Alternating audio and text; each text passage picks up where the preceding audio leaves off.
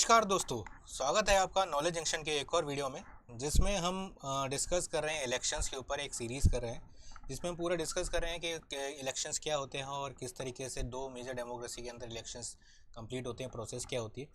तो हमने पहली वीडियो में समझा था कि इलेक्शन का मतलब क्या होता है, उसकी हिस्ट्री क्या है और इंडिया और अमेरिका के अंदर कैसे इलेक्शंस इवॉल्व हुए। तो आज की जो वीडियो होने वाली है बेसिकली वो होने वाली है अमेरिकन इलेक्शंस के ऊपर, जो कि हमने लास्ट वीडियो में भी डिस्कस किया था कि नेक्स्ट जो वीडियो हम करेंगे वो है अमेरिकन इलेक्शंस। क्योंकि अभी जस्ट रिसेंटली इलेक्शन प्रोसेस जो है अमेरिका का अभी चल भी रहा है, अभी ख़त्म नहीं हुआ है। जैसे इलेक्शंस तो ख़त्म हो गए वहाँ पे, मतलब जो जनरल इलेक्शन थे, लेकिन अभी जो प्रोसेस है जो एक्चुअल में प्रेसिडेंट वहाँ पे न्यू अपॉइंट होना चाहिए, वो अभी प्रोसेस अभी कंटिन्यूशन में है। तो उसी को समझने के लिए मैंने सोचा कि क्यों ना एक पूरा प्रॉपर वीडियो किया जाए कि कैसे अमेरिका में प्रेसिडेंशियल इलेक्शन होते हैं और वहाँ पे इलेक्शंस का मतलब क्या है प्रोसीजर। तो स्टार्ट करते हैं। फर्स्ट इज, सबसे पहले तो ये देखते हैं कि अभी जो इलेक्शंस हुए अमेरिका के अंदर, जो यूएसए के अंदर इलेक्शंस हुए, यूएसए प्रेसिडेंशियल इलेक्शन 2024, उसका जो रिज़ल्ट रहा वो ये रहा कि रिज़ल्ट मतलब कि अजम्पशन ये माना जा रहा है कि जो आउटकम है रिज़ल्ट का, कि डोनाल्ड ट्रंप जो है वो नेक्स्ट प्रेसिडेंट बनने वाले हैं अमेरिका के, यूएसए के 47th प्रेसिडेंट वो बनने वाले हैं। मींस ये उनका दूसरा टर्म होगा, सेकेंड टाइम वो क्या बनेंगे, प्रेसिडेंट बनेंगे। इससे पहले वो 2016 में भी वो प्रेसिडेंट बन चुके हैं। मतलब 2016 के जो इलेक्शन थे उन्होंने उसको जीता था और 2017 से उन्होंने उनका जो टेन्योर था वो स्टार्ट हुआ था। तो 2016 में भी वो इलेक्शन एक बार जीत करके यूएसए के प्रेसिडेंट बन चुके हैं।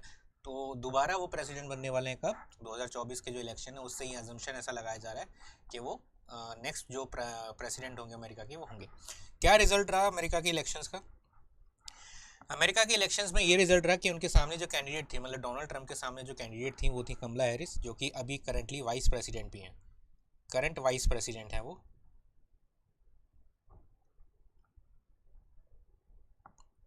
करंट वाइस प्रेसिडेंट है, तो ये है किस पार्टी से, डेमोक्रेटिक पार्टी से, है ना। और उनके सामने जो कैंडिडेट थे डोनाल्ड ट्रंप, जो कि ये इलेक्शन जीत चुके हैं, है ना। ट्रम्प विन्स यहाँ पे लिखा हुआ है क्या है, लेकिन एक्चुअल जो विन होगा वो अभी आप जब हम प्रोसेस समझेंगे उसमें बताते हैं कि अभी ऐसा क्या एक स्टेप रह गया जिससे हम बोल रहे हैं कि अजम्पशन है या फिर एक स्पेकुलेशन है कि ट्रम्प ही जीतेंगे। तो जब हम प्रोसेस पूरा समझेंगे तब आपको पता चलेगा कि ऐसा हम क्यों डिस्कस कर रहे हैं। तो एक्चुअली मतलब जो रिजल्ट है या फिर जो मीडिया अज्यूम कर रही है कि ट्रम्प की जो पार्टी है उसके जो इलेक्टोरल कॉलेज, बेसिकली ये जो नंबर्स लिखे हुए हैं ये लिखे हुए हैं इलेक्टोरल कॉलेज के।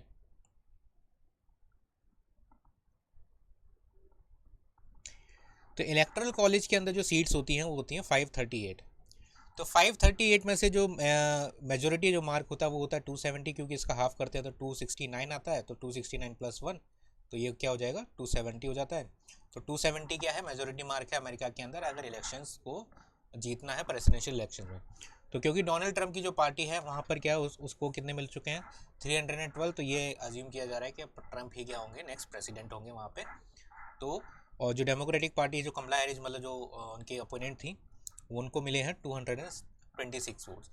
तो इस तरीके से क्या है, प्रेसिडेंशियल इलेक्शन के जो जनरल इलेक्शन थे वो खत्म हुए। फिर जो नेक्स्ट फर्दर स्टेप्स है वो हम आगे पढ़ते हैं कि इसके बाद क्या स्टेप्स होते हैं और ये पूरा प्रोसेस कैसे होता है, क्योंकि ये तो एक जनरल इलेक्शन के रिजल्ट है।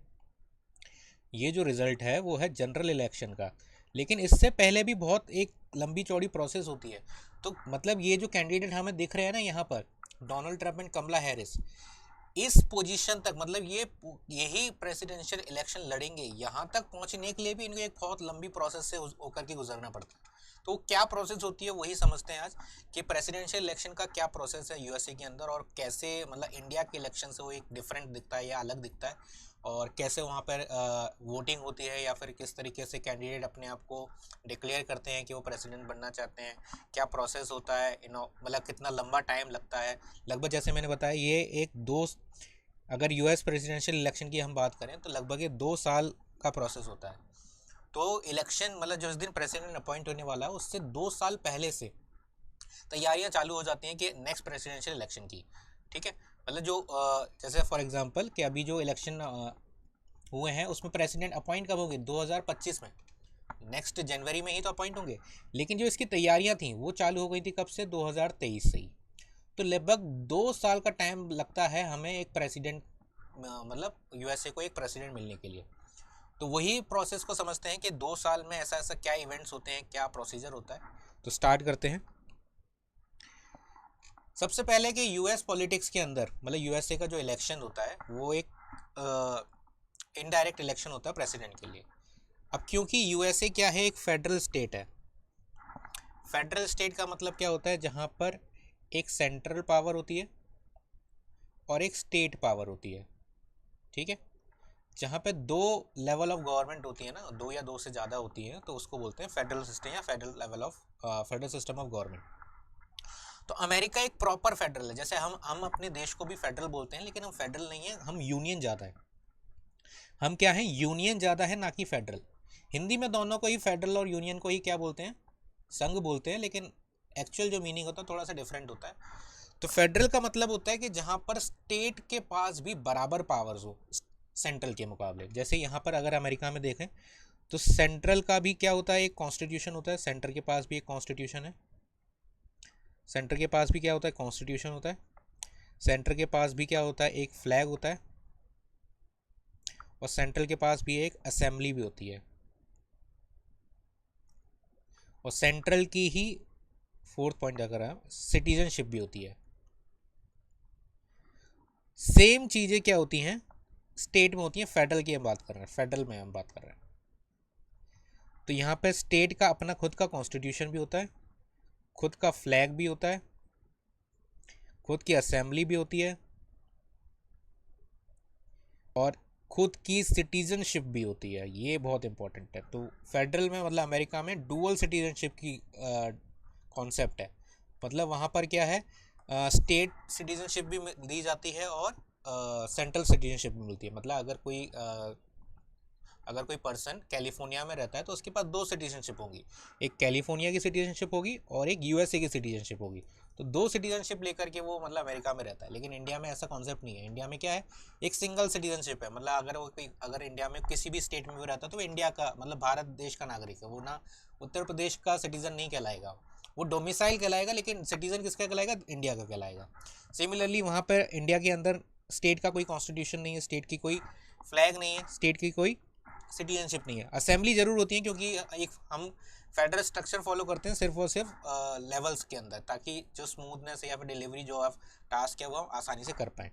ठीक है, तो यूएसए क्या है, एक फेडरल है, फेडरल कंट्री है, जिसमें सेंट्रल लेवल पे गवर्नमेंट होती है, स्टेट लेवल पे गवर्नमेंट होती है, लोकल लेवल पे भी गवर्नमेंट्स होती हैं। लेकिन अभी हम जो बात करेंगे वो फेडरल मतलब सेंट्रल लेवल की, जिसमें हम प्रेसिडेंशियल इलेक्शन की हम बात कर रहे हैं। ठीक है, प्रेसिडेंशियल इलेक्शन की। अब प्रेसिडेंशियल इलेक्शन क्या होता है, प्रेसिडेंशियल इलेक्शन क्या, प्रेसिडेंट क्या करता है, सर्व करता है नेशन हेड को, मतलब नेशन का हेड ऑफ द स्टेट। देश का जो सबसे बड़ा नागरिक होता है, सबसे पहला जो नागरिक होता है, उसको रिप्रेजेंट करता है क्या है, प्रेसिडेंट। हमारे इंडिया में भी है कि हेड ऑफ द स्टेट जो है वो प्रेसिडेंट ही होता है। लेकिन इंडिया के प्रेसिडेंट और अमेरिका के प्रेसिडेंट में बहुत डिफरेंस है। मतलब आप ये बोल के सकते हो ज़मीन और आसमान का अंतर है पावर्स की अगर हम बात करें। तो अगर आपको कंपेयर करना है इंडिया और अमेरिका को इन टर्म्स ऑफ पावर, तो आप अमेरिका का प्रेसिडेंट लो और इंडिया का प्राइम मिनिस्टर, तब हम क्या कर सकते हैं, कंपैरिजन कर सकते हैं। क्योंकि इंडिया के अंदर जो प्रेसिडेंट है वो एक नॉमिनल हेड, या फिर उसके पास इतनी पावर्स नहीं होती हैं। अगर हम और इसको कहावत के बोले, जिसको बिन दांत का शेर, ठीक है, कि वो शेर तो है, मतलब हेड ऑफ द स्टेट तो है, लेकिन उसके पास पावर नहीं है। वो काम कैसे करेगा, प्राइम मिनिस्टर के कहने पर। मतलब प्राइम मिनिस्टर जो उसको एडवाइस करेंगे वो उसको करना ही है। ठीक है, तो इस तरीके से आप कंपैरिजन कर सकते हो। तो प्रेसिडेंट अमेरिका के अंदर क्या होता है, हेड ऑफ द स्टेट होता है। उसका जो इलेक्शन होता है वो इनडायरेक्ट होता है। अब यहाँ पर जो कन्फ्यूज़न होता है ना बच्चों को, वो यही होता है कि प्रेसिडेंट अमेरिका का इलेक्शन, मतलब अमेरिका के प्रेसिडेंट का इलेक्शन तो डायरेक्ट, मतलब लोग पूरा जो फोकस रहता है मीडिया का दो लोगों के ऊपर या तीन लोगों के ऊपर रहता है, तो लोग डायरेक्टली वोट डालते होंगे। लेकिन ये जो कॉन्सेप्ट है ये आपको आप पता चलेगा कि क्या इनडायरेक्टली होता है। लेकिन इनडायरेक्टली भी कैसे होता है, मतलब इनडायरेक्टली भी बोल सकते हैं और डायरेक्टली भी बोल सकते हैं। तो इस थिन लाइन है कि उसमें इनडायरेक्टली का कॉन्सेप्ट क्या है वो समझते हैं। तो इनडायरेक्टली होता है बाय द वोटर्स, मतलब जो वहाँ की जो जनता है वो डायरेक्टली प्रेसिडेंट को वोट नहीं करती है, वो वोट करती है इलेक्टोरल कॉलेज के लिए, जो अभी हम समझेंगे। जो अमेरिका की जो सिटीजन्स हैं, अमेरिका के जो नागरिक हैं, वो वोट करते हैं किसके लिए, इलेक्टोरल कॉलेज के लिए। और जो इलेक्टोरल कॉलेज में जो लोग सेलेक्ट होते हैं ना, वो वोट डालते हैं किसके लिए, प्रेसिडेंट के लिए। क्लियर है। तो इलेक्टोरल कॉलेज के लिए वोटिंग होती है और इलेक्टोरल कॉलेज वोट करता है बाद में प्रेसिडेंट के लिए। दैट इज वाई यहाँ पे क्या लिखा हुआ है, इनडायरेक्ट लिखा हुआ है। जैसे अगर हम इंडिया के पर्सपेक्टिव से मैं अगर आपको समझाना चाहूँ, तो जैसे अगर हम देश की, अगर इंडिया के इलेक्शन की बात करें, तो हम क्या करते हैं, वोट डालते हैं फॉर हमारे सांसदों के लिए, है ना, एमपीज के लिए वोट डालते हैं। लेकिन हम डायरेक्टली प्राइम मिनिस्टर के लिए वोट तो नहीं डालते। तो प्राइम मिनिस्टर कैसे सेलेक्ट होता है, वो सेलेक्ट होता है कैसे, इनडायरेक्टली। ठीक है, कैसे वोट डालते हैं, जैसे हमारे देश के अंदर इलेक्शन होता है तो हम अपने सांसद को वोट डालते हैं। बाद में वो सारे सांसद कहाँ मिलते हैं, हमारे देश की पार्लियामेंट में मिल जाते हैं। पार्लियामेंट में एक वो मीटिंग करते हैं। पार्लियामेंट की जो मीटिंग होती है वहाँ पर वो मीटिंग करके वो डिसाइड करते हैं कि हमारे देश को कौन चलाएगा, मतलब हमारे देश का प्राइम मिनिस्टर कौन होगा। मतलब अब कौन डिसाइड कर रहा है, हम नहीं डिसाइड कर रहे हैं, वो कौन डिसाइड कर रहा है, एमपीज डिसाइड कर रहे हैं। ठीक है, एमपीज डिसाइड कर रहे हैं। तो जो एमपीज है ना, वो डिसाइड करेंगे हमारे देश का अगला पीएम कौन होगा। ठीक है, हमारे देश का अगला पीएम कौन होगा। सिमिलरली क्या होता है, अमेरिका में भी होता है कि वहाँ पर भी जो इलेक्शन होते हैं प्रेसिडेंट के, वो इनडायरेक्टली होते हैं। वहाँ की जो देश की जो जनता है वो चुनती है इलेक्टोरल कॉलेज के लिए लोगों को, मतलब इलेक्टर्स को चुनती है इलेक्टोरल कॉलेज के। और वो जो इलेक्टर्स होते हैं इलेक्टोरल कॉलेज के, वो बाद में वोटिंग करते हैं किसके लिए, प्रेसिडेंट के लिए। हो गया, आई थिंक ये सारी चीज़ें क्लियर हो गई। नेक्स्ट स्टेप जो होता है वो होता है, हाँ, अब जो आता है कि ये जो प्रोसेस है, मतलब इलेक्शन तो हो गया, इलेक्टोरल कॉलेज सिस्टम भी समझ में आ गया थोड़ा बहुत। लेकिन इलेक्टोरल कॉलेज का कॉन्सेप्ट ही क्या है कि लोगों ने वोट दिया इलेक्टोरल कॉलेज के लिए, लेकिन इलेक्टोरल कॉलेज में कौन कौन होता है और इलेक्टोरल कॉलेज बनता ही कैसे है। या फिर प्रेसिडेंशियल इलेक्शन की, जैसे मैंने बताया कि एक 2 साल की लंबी प्रोसेस होती है। तो वो प्रोसेस स्टार्ट कहाँ से होती है, तो यहीं से स्टार्ट करते हैं। How did the election process start. जैसे मैंने बताया, the process of electing president takes almost 2 years। कि अमेरिका के प्रेसिडेंट को अगर हम इलेक्ट करना चाहते हैं या फिर अपॉइंट करना चाहते हैं, तो उसके लिए लगभग 2 साल का टाइम फ्रेम चाहिए होता है। 2 साल लंबी एक प्रोसेस होती है और बहुत एक अच्छी प्रोसेस भी होती है, और उसमें कुछ फ्लॉज क्या क्या है वो भी हम आज डिस्कस करेंगे। तो ये स्टार्ट होता है spring of the year before an election year. जैसे इस साल इलेक्शन था 2024 में, है ना, तो ये प्रोसेस कब स्टार्ट हुई होगी, स्प्रिंग। स्प्रिंग मतलब मार्च, अप्रैल एंड मई। कब, 2023। ये जो प्रोसेस स्टार्ट हुई है वो कहाँ से हुई है, मार्च, अप्रैल और मई, मतलब इन 3 महीने के अंदर क्या होता है, मतलब इलेक्शन के 1 साल पहले वाले स्प्रिंग के अंदर, इन 3 महीने के अंदर पहला जो स्टेप है या पहला जो प्रोसेस है वो स्टार्ट हो जाता है। कैसे हो जाता है कि जितने भी कैंडिडेट्स होते हैं वो अपने आप को रजिस्टर करवाते हैं फेडरल इलेक्शन कमीशन के अंदर। कि जो भी पर्सन चाहता है कि वो अमेरिका का प्रेसिडेंट बने, तो सबसे पहला जो स्टेप होता है वो ये होता है कि वो उसको रजिस्ट्रेशन कराना होता है फेडरल इलेक्शन कमीशन के अंदर, ताकि वो इलेक्शन में पार्टिसिपेट कर पाए। ठीक है, अब उसने रजिस्ट्रेशन तो करा लिया, लेकिन ये कंपलसरी नहीं है कि वो रजिस्ट्रेशन कराने के बाद वो इलेक्शन फाइट ही करे। उसके बाद जितने भी लोग होते हैं ना, वो अनाउंस करते हैं, मतलब अपनी अपनी पार्टीज के अंदर अनाउंस करते हैं कि we are willing to fight the election for the president, कि हम अमेरिका का अगला राष्ट्रपति बनने के इच्छुक हैं। तो ये जो नंबर होता है ना, कभी कभी 50 to 60, मतलब 50 to 60 नंबर होता है, कि लगभग 50 से 60 लोग ऐसे होते हैं जो डिक्लेयर करते हैं कि हम अगले राष्ट्रपति बनने के लिए रेस में हैं। ठीक है, तो ये हो गया ये 3 महीने, मतलब 2023 से 2023 मार्च अप्रैल मई के अंदर क्या होता है कि लगभग सबसे पहले वो क्या करेंगे, फेडरल इलेक्शन कमीशन के अंदर अपने आप को रजिस्टर करवाते हैं, और उसके बाद डिक्लेयर करते हैं अपनी अपनी पार्टीज के अंदर कि हमें क्या करना है, अमेरिका का राष्ट्रपति बनना है, तो उसके लिए वो इच्छुक है, या फिर अपने आप को अनाउंस करते हैं, इंटेंशंस डिक्लेयर करते हैं कि that they are willing to fight for the presidential election. ठीक है, अब ये हो गया प्रोसेस।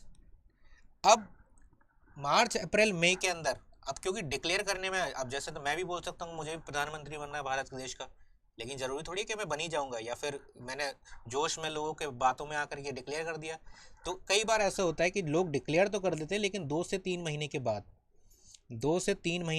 2 to 3 months के आफ्टर क्या होता है, ये जो नंबर होता है ना, 50 से 60 जो नंबर होता है जो अपने इंटेंशन डिक्लेयर करते हैं, ये रिड्यूस हो जाता है लगभग 10 से 15 के बीच में, या फिर 10 से 20 बोल लो आप। तो 10 से 20 लोग ही ऐसे होते हैं जो बच जाते हैं लास्ट में, जो कि एक्चुअली में फाइट करना चाहते हैं किसके लिए, प्रेसिडेंशियल इलेक्शन के लिए, या फिर वो एक सीरियस कैंडिडेट माने जाते हैं। ठीक है, तो सीरियस कैंडिडेट कितने बचे, 10 से 20। अब जो नेक्स्ट प्रोसेस होता है वो होता है, अच्छा सॉरी, अब ये तो मैंने बोल दिया कि प्रेसिडेंशियल इलेक्शन के लिए वो क्या करेंगे, अनाउंस करेंगे। लेकिन प्रेसिडेंशियल इलेक्शन लड़ेगा ही कौन, मतलब उसकी भी तो छटनी होती है, क्योंकि हर कोई बोलेगा। तो उसके लिए भी क्राइटेरिया है कि who can contest the election.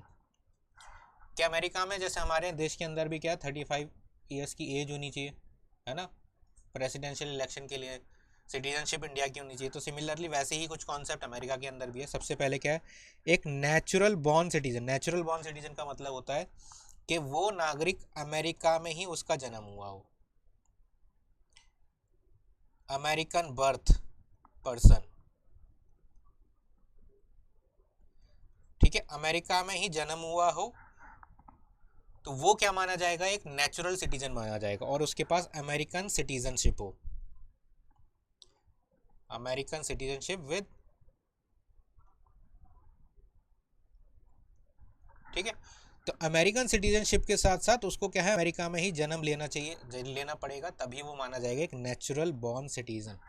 Clear है। तो पहला क्राइटेरिया कि अमेरिका की नागरिकता, लेकिन नागरिकता भी कैसी, नेचुरल, जिसमें उसका जन्म अमेरिका के अंदर होना चाहिए। सेकंड, उसकी एज, मिनिमम एज 35 ईयर्स होनी चाहिए।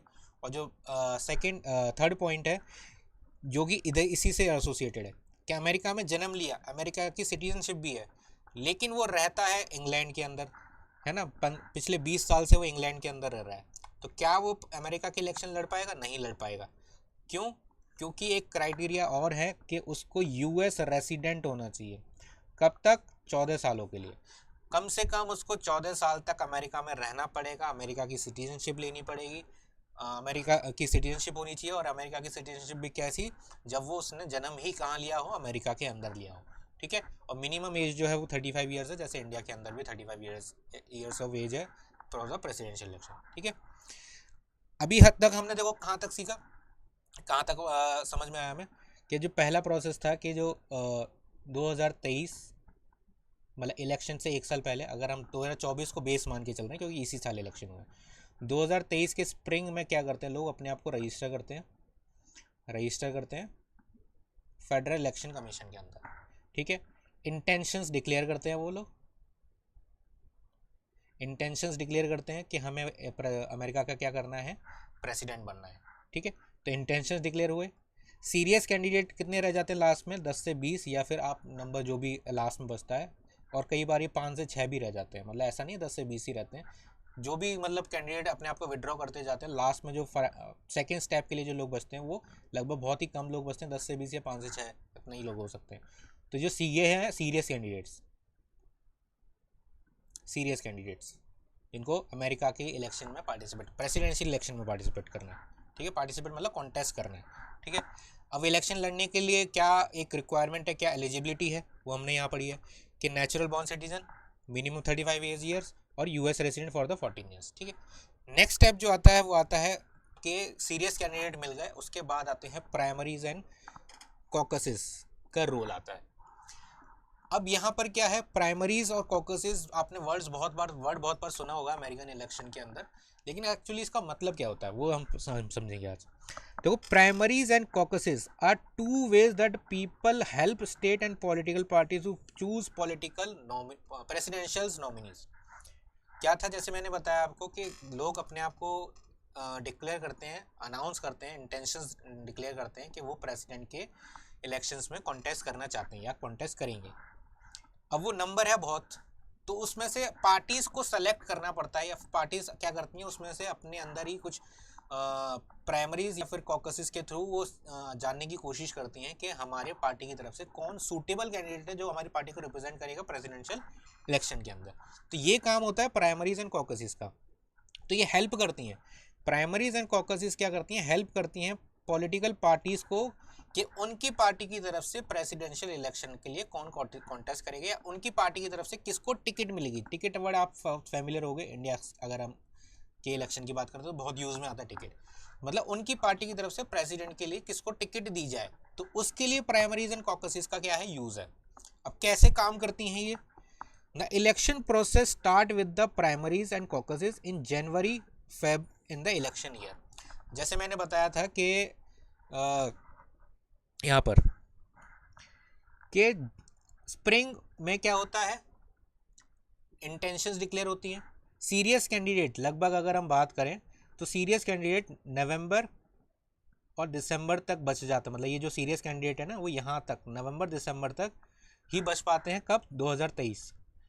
मतलब अब पार्टीज को पता चल जाता है कि ये सीरियस कैंडिडेट है, अब नेक्स्ट जो मंथ है इलेक्शन ईयर, इलेक्शन ईयर मतलब जो अगर हम इलेक्शन ईयर जैसे इस साल था 2024, तो 2024 के जनवरी से 2024 के जनवरी से क्या होता है, प्राइमरीज एंड कॉकसेस का रोल स्टार्ट हो जाता है, मतलब प्रोसेस स्टार्ट हो जाती है। अब क्या है प्रोसेस?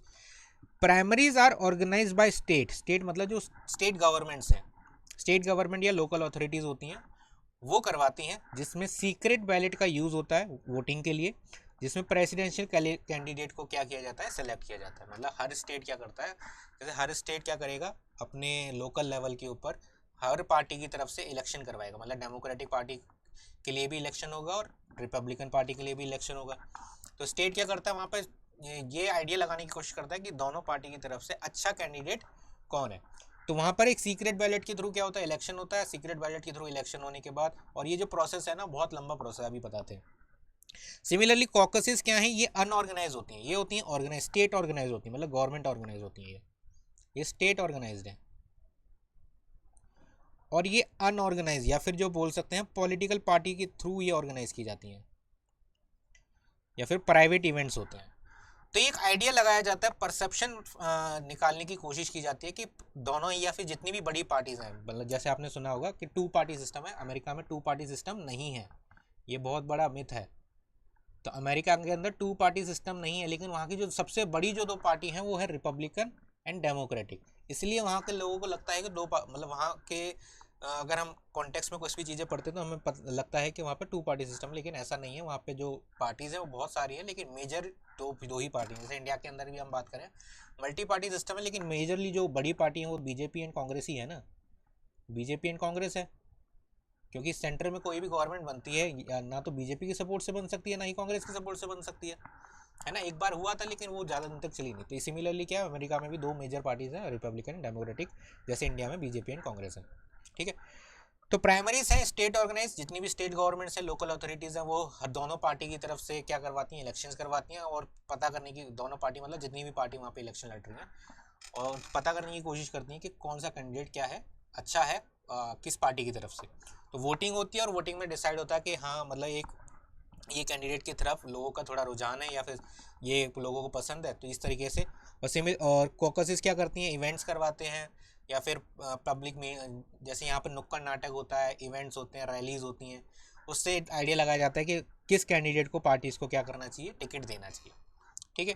तो प्राइमरीज एंड कॉकसेस का क्या रोल है, वो हेल्प करती हैं किसको, पार्टीज़ को, कि प्रेसिडेंशियल नॉमिनीज कौन होना चाहिए, किसको टिकट देनी चाहिए, पार्टीज़ के लिए हेल्पिंग हैंड की तरह काम करती हैं प्राइमरीज एंड कॉकसेस।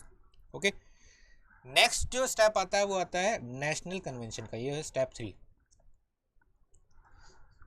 अब प्राइमरीज एंड कॉकसेस में क्या हुआ, एक परसेप्शन निकल करके आया कि ये लोग क्या हैं, ये लोग क्या हैं, क्या कहते हैं, प्रेसिडेंशियल इलेक्शन के लिए बहुत सूटेबल है, मतलब ये अच्छे हैं कैंडिडेट्स। तो ये इस तरीके से थोड़े बहुत दो तीन लोगों को आइडिया लग जाता है कि ये क्या है, अच्छे कैंडिडेट्स हैं। जैसे फॉर एग्जांपल इस साल क्या है, डोनाल्ड ट्रंप यूएसए के अंदर रिपब्लिकन पार्टी के डोनाल्ड ट्रंप ने इलेक्शन लड़ा, और यहाँ पर क्या है, डोनाल्ड ट्रंप एंड यहाँ पर कमला हैरिस, ठीक है, डेमोक्रेटिक पार्टी की तरफ से। अब ये कैसे सेलेक्ट होता है कि अभी टिकट मिली नहीं है, प्राइमरीज एंड कॉकसेस ने एक परसेप्शन बनाया कि ये अच्छे कैंडिडेट्स हैं। अब उसके लिए क्या होगा, each state and the District of Columbia and some union US territories are allocated several delegates usually determined by the population size. These delegates represent their state in the National Party Convention. अब क्या होता है कि जो election हुए थे ना, वो इलेक्शन किसके लिए हुए थे, टिकट देने के लिए, मतलब प्रेसिडेंट के लिए नहीं, डेलीगेट्स के लिए हुए थे। थोड़ा सा कन्फ्यूजन हो गया होगा, मैं दोबारा से समझाता हूँ यहाँ पे। प्राइमरीज एंड कॉकसेस क्या है, हेल्प करते हैं पॉलिटिकल पार्टीज को कि किस पार्टी की तरफ से किसको कैंडिडेट दिया जाए, कैंडिडेट सेलेक्ट किया जाए। उसके लिए प्राइमरीज एंड कॉकसेस क्या कराती हैं, अपने लेवल पे कुछ इलेक्शंस करवाती हैं। क्या करवाती हैं, इलेक्शंस करवाती हैं, सीक्रेट बैलेट के थ्रू इलेक्शंस करवाए। इन इलेक्शंस में वो क्या करेंगी, डेलीगेट्स को, मतलब अपने शहर से या अपने राज्य से कुछ लोगों को वो सेलेक्ट करते हैं कि वो क्या करें पार्टी के कन्वेंशन में। अब यहाँ पर आता है, पार्टी के कन्वेंशन में, पार्टी का नेशनल कन्वेंशन में वो क्या करें, पार्टिसिपेट करें। ठीक है। तो हर स्टेट मतलब 50 राज्य, डिस्ट्रिक्ट ऑफ कोलंबिया मतलब जो कैपिटल है अमेरिका की, वाशिंगटन डीसी आपने सुना होगा, डीसी का मतलब डिस्ट्रिक्ट ऑफ कोलंबिया ही होता है यहाँ पे। तो capital and some union territory जैसे यूएस समोआ आइलैंड हो गया, है ना, वर्जीनिया आइलैंड हो गया। तो ये क्या करते हैं, अपने टेरिटरी से कुछ लोगों को भेजते हैं कि आपको क्या करना है, रिपब्लिकन पार्टी में रिपब्लिकन पार्टी के कन्वेंशन में रिप्रेजेंट करना है, डेमोक्रेटिक पार्टी के कन्वेंशन में रिप्रेजेंट करना है, और भी कुछ पार्टी हैं जैसे ग्रीन पार्टी है वहाँ पे, उसके पार्टी के कन्वेंशन में रिप्रेजेंट करना है। तो वहाँ से क्या है, डेलीगेट्स आए, यहाँ पे जितने भी क्या है डेलीगेट्स आ जाएंगे, है ना, हर स्टेट से डेलीगेट्स आ जाएंगे।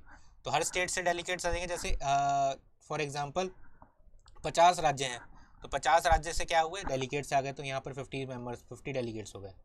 तो 50 डेलीगेट्स क्या करेंगे, अब वो डेलीगेट्स क्या करते हैं, जैसे फॉर एग्जाम्पल यहाँ पे पढ़ के बताता हूँ, these delegates represent there state in the national party convention, कि जो डेलीगेट्स हैं वो क्या है, स्टेट को रिप्रेजेंट करते हैं, जो मैंने यहाँ पे समझाया। पार्टी कन्वेंशन में अभी यहाँ पे कांग्रेस वगैरह की बात नहीं हो रही, कांग्रेस मतलब वहाँ की जो पार्लियामेंट है उसकी बात नहीं हो रही, सिर्फ पार्टी कन्वेंशन की बात हो रही है, ठीक है, नेशनल पार्टी कन्वेंशन।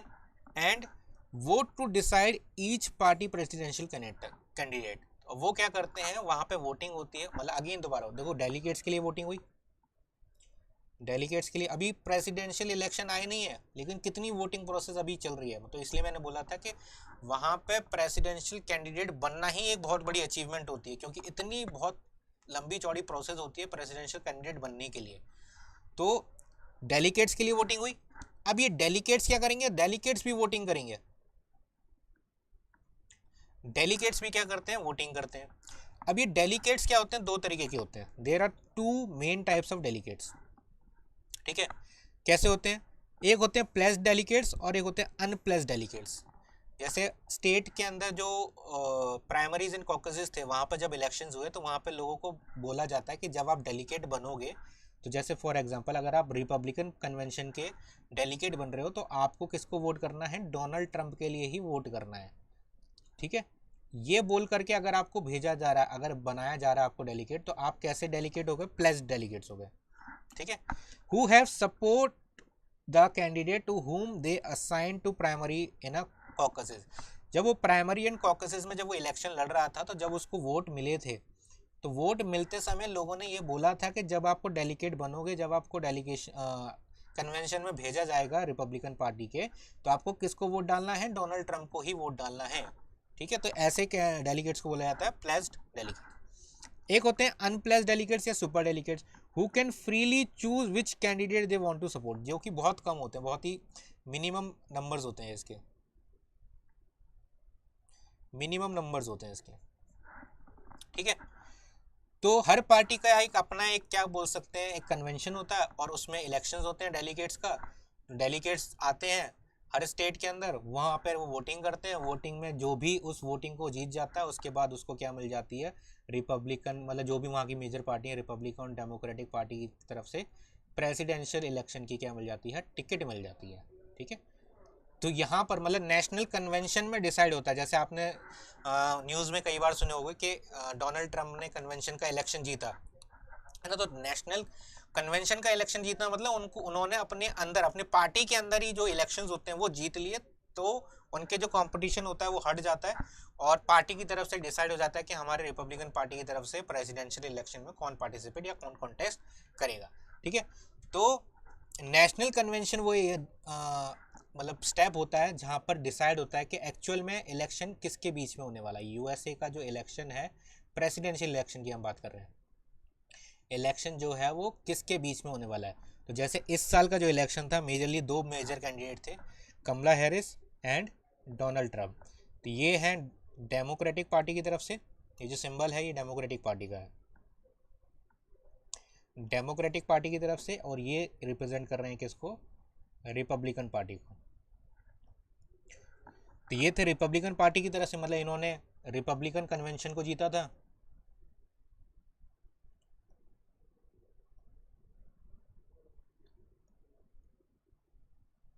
और इन्होंने डेमोक्रेटिक कन्वेंशन को जीता था। मतलब कन्वेंशन को क्या जीता, कमला हैरिस का तो बहुत ही इजी प्रोसेस था इस साल, क्योंकि जो बाइडन थे उन्होंने इलेक्शन लड़ने से मना कर दिया था, और जब कमला हैरिस ने अपना इंटेंशन अनाउंस किए, तो इनकी पार्टी के अंदर किसी और ने इंटेंशन मतलब किसी और ने ये इच्छा ही जाहिर नहीं की कि वो प्रेसिडेंट का इलेक्शन बनेगा, मतलब लड़ना चाहते हैं। तो इनके अगेंस्ट में कन्वेंशन में कोई ओपोनेंट था ही नहीं, कन्वेंशन में कोई ओपोनेंट था ही नहीं, तो इसलिए क्या है, ये डायरेक्टली क्या है, इलेक्ट होकर के प्रेसिडेंट की एक कैंडिडेट बन जाती है, प्रेसिडेंशियल इलेक्शन की कैंडिडेट बन गई थी। लेकिन रिपब्लिकन पार्टी के अंदर जो प्रोसेस जो मैंने बताया वो पूरा फॉलो हुआ था, और उन्होंने अपना रिपब्लिकन कन्वेंशन को जीता, और रिपब्लिकन पार्टी की तरफ से वो उन्होंने टिकट हासिल करी। ठीक है, टिकट मिलने के लिए भी कितने इलेक्शन लड़ने पड़े, मतलब एक बहुत अच्छा प्रोसेस जो कि इंडिया को बहुत अडॉप्ट करना चाहिए या फिर सीखना चाहिए, कि हर किसी को टिकट नहीं दिया जा सकता, या प्राइम मिनिस्टर या प्रेसिडेंट जैसे कुछ लोग मिलकर के डिसाइड कर लेते हैं कि इस राज्य का सीएम कौन होगा। तो सीएम एक क्या होता है, पूरे राज्य को चलाता है, लेकिन उसको वो भी जनता से पूछा जाना चाहिए ना, तो उसमें भी जनता का कुछ इन्वॉल्वमेंट होना चाहिए।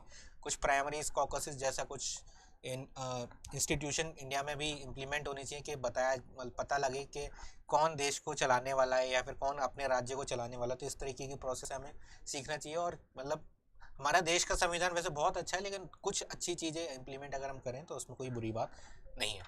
ठीक है, तो रिपब्लिकन पार्टी की तरफ से कैंडिडेट बने इस साल, मतलब इस बार के लिए डोनाल्ड ट्रंप, और डेमोक्रेटिक पार्टी की तरफ से कैंडिडेट बनी कमला हैरिस, जो कि इंडियन ओरिजिन की थी और करेंटली वाइस प्रेसिडेंट है अमेरिका की।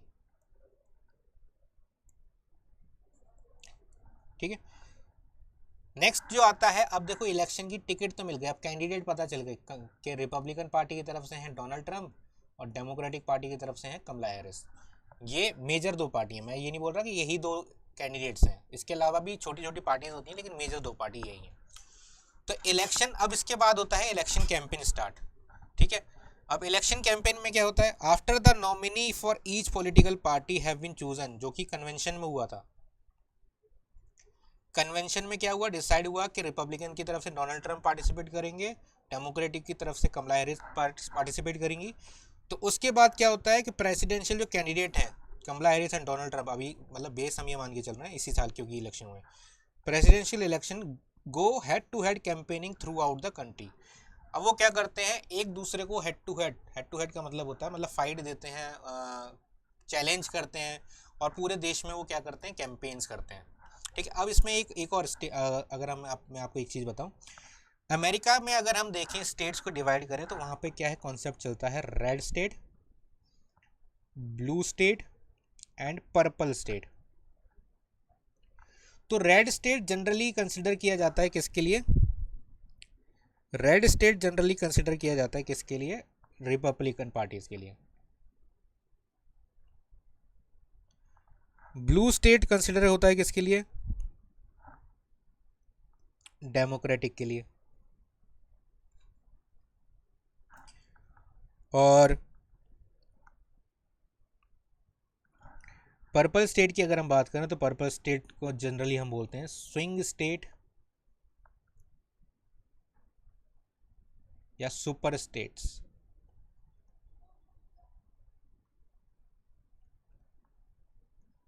और इनको कंबाइनली बोल दिया जाता है सेफ स्टेट्स। ऐसा क्यों है कि रेड स्टेट जनरली माना जाता है कि वहाँ के जो वोटर्स हैं ना जनरली वोट डालते हैं किसको, रिपब्लिकन पार्टी को, मतलब वो एक सेफ है, मतलब वहाँ से जो सीट्स आती हैं वो रिपब्लिकन। जैसे अगर हम इंडिया के कॉन्टेक्स्ट में बात करें तो इंडिया में बीजेपी के लिए जो सेफ स्टेट्स हैं वो क्या हैं, गुजरात है ना, गुजरात हो गया, मध्य प्रदेश हो गया। तो जनरली यहाँ पर मतलब लगभग यहाँ पर 25 साल से ज़्यादा हो गए बीजेपी गवर्नमेंट को, यहाँ पर भी लगभग 20 साल से होने वाले हैं बीजेपी गवर्नमेंट को लगातार चलते हुए। तो बीजेपी के लिए गुजरात एंड मध्य प्रदेश क्या हो गए, सेफ स्टेट्स हो गए।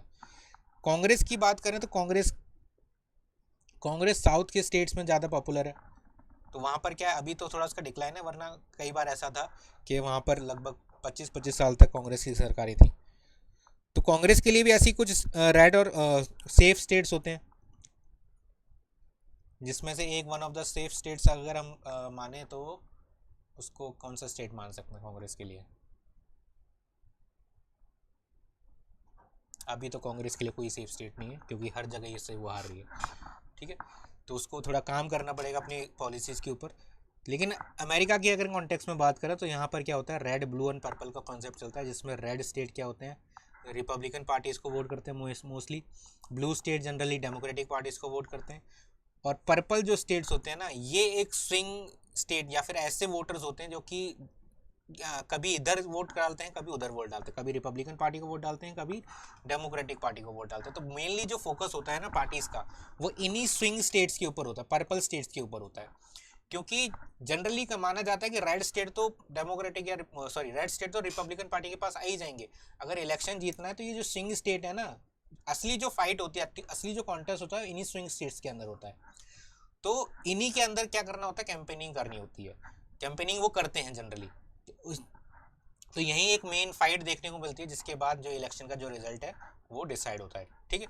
अब आपने इलेक्शन अगर आप फॉलो किया हो तो वहाँ पे डिबेट्स के लिए बहुत ज़्यादा वो दी जाती है, इम्पोर्टेंस दी जाती है।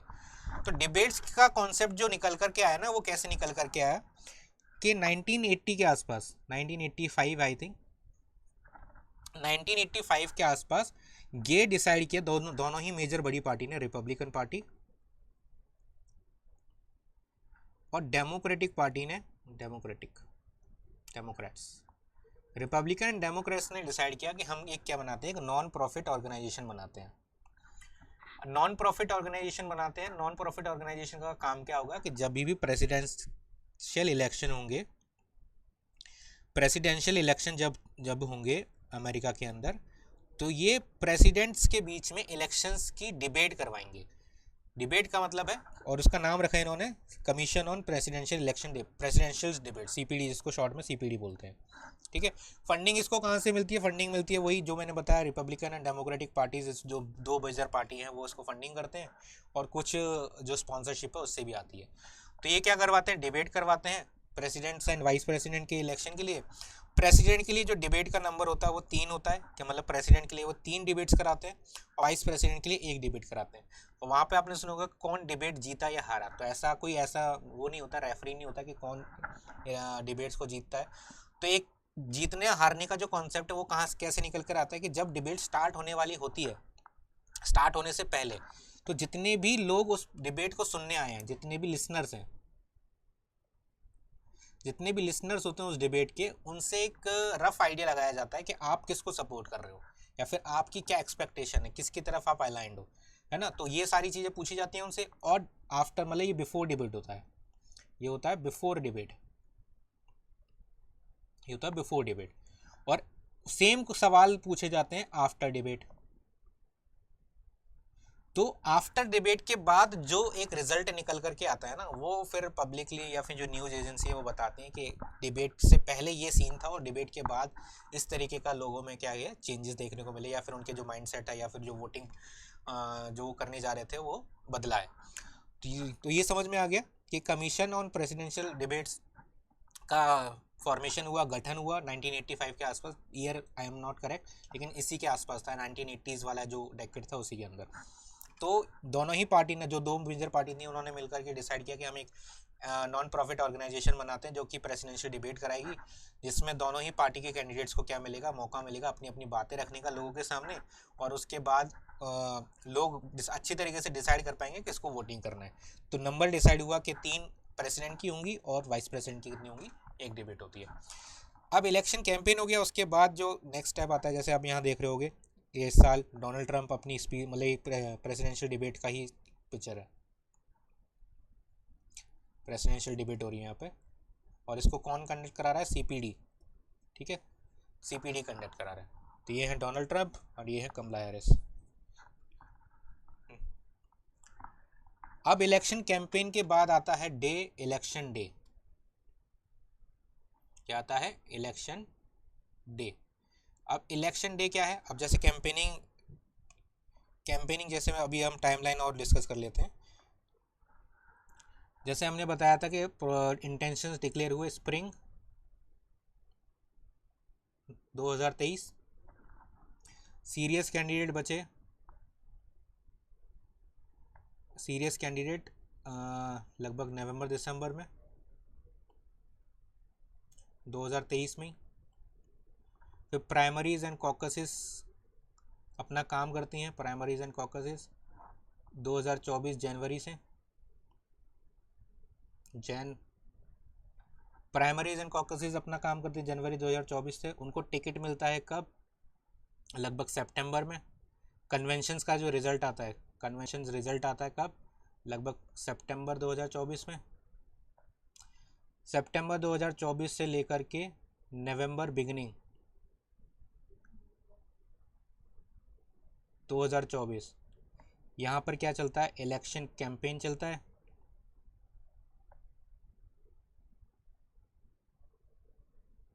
इलेक्शन कैंपेन 2000, ठीक है, ये वाला जो प्रोसेस था। अब इलेक्शन कैंपेन कंप्लीट होता है और फिर नवंबर के फर्स्ट वीक में, क्या होते हैं 2024 इलेक्शंस होते हैं, इलेक्शन डे। तो अब समझते हैं इलेक्शन डे क्या है। अब जैसे हमारे देश में क्या है, लगभग हर दूसरे तीसरे दिन क्या है, इलेक्शन होते ही रहते हैं। कभी इस स्टेट में इलेक्शन हो रहा है, कभी इस राज्य में इलेक्शन हो रहा है, कभी देश के किसी कोने में, कभी म्यूनसिपैलिटी का इलेक्शन है, कभी पंचायत का इलेक्शन है, कभी बाई इलेक्शन है, कभी मिड टर्म इलेक्शन है। अमेरिका में ये कॉन्सेप्ट नहीं है। अमेरिका में क्या है, एक डे फिक्स किया हुआ उन्होंने कि अगर हमारे देश में चुनाव होगा तो उस दिन होगा, उसके बीच में कुछ भी होता रहे वो अपने इलेक्शन नहीं कराते हैं। अगर प्राइम मिनिस्टर मर जाता है, प्रेसिडेंट मर जाता है, तो उसके लिए अलग प्रोविज़न है, लेकिन वो इलेक्शंस नहीं कराएंगे जब तक वो इलेक्शन डे नहीं आ जाएगा। ठीक है, तो कैसे वो फॉलो कर पाते हैं ये भी समझते हैं। और इससे हम जो अभी बात हो रही है हमारे देश के अंदर, वन नेशन वन इलेक्शन के लिए जो बात हो रही है, वो हम यहाँ से हम क्या सीख सकते हैं वो भी हम कोशिश करते हैं टेक ओवर करने की, है ना। तो क्या है इलेक्शन डे अमेरिका के अंदर, तो अमेरिका में एक इलेक्शन डे होता है जो कि कब होता है, first Tuesday after first Monday in the November month. तो जिस ईयर में इलेक्शन होने वाला होता है, उस ईयर के नवंबर में जो फर्स्ट मंडे होता है ना, उसके बाद वाला फर्स्ट ट्यूसडे। जैसे फॉर एग्जांपल इस साल 2024 में जो पहला मंडे आया वो आया 4 नवंबर को। तो 4 नवंबर को अगर मंडे है तो ऑब्वियसली बात है नेक्स्ट जो डे होगा वो क्या होगा, 5 नवंबर होगा, और वो क्या है, ट्यूसडे है। ठीक है, ये पहला मंडे है, तो पहले मंडे के बाद वाला ट्यूसडे क्या होगा, पहला ट्यूसडे क्या हो गया, 5 नवंबर। तो इस साल आपने देखा होगा 5 नवंबर को ही इलेक्शन डे था। मतलब जितने भी वोटर्स थे अमेरिका के, उन सब ने वोटिंग करी कब, 5 नवंबर को। तो 5 नवंबर को लोगों ने वोट डाला। On election day voters go to the polling places and cast their vote on the preferred candidate. Clear हो गया। The voters elect their president and vice president indirectly, जो अभी बताया भी था कि डायरेक्टली वाइस प्रेसिडेंट और प्रेसिडेंट के लिए वोट नहीं करते, वो करते हैं वोट इलेक्टोरल कॉलेज के लिए। इलेक्टोरल कॉलेज के लिए वो वोट डालते हैं। तो इलेक्टोरल कॉलेज के लिए उन्होंने वोट डाला, और वो इलेक्टोरल कॉलेज क्या करते हैं, प्रेसिडेंट और वाइस प्रेसिडेंट को इलेक्ट करते हैं बाद में, जैसे नीचे भी लिखा हुआ, both chosen by the इलेक्टर through the electoral college process. Clear है। तो इलेक्शन डे हुआ। अब जैसे मैंने बताया कि वो कैसे फॉलो करते हैं, तो ये जो इलेक्शन है ना, वो इलेक्शन हो रहा है बेसिकली किसके लिए, house of representative and senate. ये क्या है, जैसे आप बोल सकते हो ये हमारी लोकसभा और ये राज्यसभा। लेकिन हमारे राज्यसभा क्या है, इनडायरेक्टली इलेक्टेड होता है, वहाँ पे जनता वोट नहीं डालती, लेकिन यहाँ पे सीनेट डायरेक्टली इलेक्टेड होते हैं। तो यहाँ पर होते हैं 435 मेंबर्स, यहाँ पर होते हैं 100 मेंबर्स। 435 + 3 आप मान के चलो, क्योंकि डिस्ट्रिक्ट ऑफ कोलंबिया भी इसमें इंक्लूडेड रहता है, तो टोटल हो जाते हैं ये 538। तो 538 इलेक्टोरल कॉलेज का जो नंबर आता है वो इस तरीके से आता है। 435 क्या है, हाउस ऑफ रिप्रेजेंटेटिव है, और सीनेट के 100, तो टोटल नंबर आ जाता है 538 प्लस डिस्ट्रिक्ट ऑफ कोलंबिया की मिलाकर। ठीक है। तो वन नेशन वन इलेक्शन कैसे होता है, वन नेशन वन इलेक्शन ऐसे होता है कि प्रोसेस जो है कि हाउस ऑफ रिप्रेजेंटेटिव के जो मेंबर्स होते हैं वो हर 2 साल में, इनका जो टेन्योर होता है ना वो 2 साल का होता है, और इनका जो टेन्योर होता है वो होता है 6 साल का। लेकिन 6 साल में भी क्या होता है कि हर 2 साल में 1/3 मेंबर क्या होते हैं, रिटायर हो जाते हैं। 1/3 मेंबर्स क्या हो जाते हैं, रिटायर हो जाते हैं। तो ये भी क्या है, हर 2 साल में क्या हो जाते हैं, 1/3 मेंबर क्या है, रिटायर हो गए। मतलब इनके भी 2 साल में इलेक्शन होने हैं। तो 2 साल में ही क्या करने हैं, हाउस ऑफ रिप्रेजेंटेटिव के इलेक्शन होने हैं, 2 साल में ही 1/3 मेंबर ऑफ सीनेट के इलेक्शन होने हैं, और जो प्रेसिडेंट और वाइस प्रेसिडेंट्स के इलेक्शन होते हैं वो होते हैं 4 साल में। और इसके साथ साथ जो स्टेट के गवर्नर और लेफ्टिनेंट गवर्नर होते हैं उनके भी इलेक्शन होते हैं 4 साल में। तो इतने सारे इलेक्शन होते हैं, लेकिन उनकी जो डेट है ना, डे है, मतलब वो उन्होंने डिसाइड किया हुआ है कि भाई नवंबर महीने के पहला जो सोमवार आएगा उस पहला सोमवार के बाद जो मंगलवार आएगा तभी वोटिंग होगी, उसके अलावा वोटिंग नहीं होगी। तो वोटिंग का प्रोसीजर क्या क्या करते हैं कि हर 2 साल में वोटिंग करवाते हैं। जैसे प्रेसिडेंशियल इलेक्शन के तो 4 साल में होते हैं, लेकिन जो हाउस ऑफ रिप्रेजेंटेटिव के होते हैं अगले जो इलेक्शन होंगे वो 2026 में होंगे। और वो डे क्या रहेगा, वो यही रहेगा, नवंबर का जो पहला मंडे होता है उसके बाद वाला ट्यूसडे। ठीक है, तो 2026 में इलेक्शन होंगे। अभी ये जो प्रेसिडेंशियल इलेक्शन हुए उसमें 11 स्टेट्स के गवर्नर और लेफ्टिनेंट गवर्नर के भी इलेक्शन थे।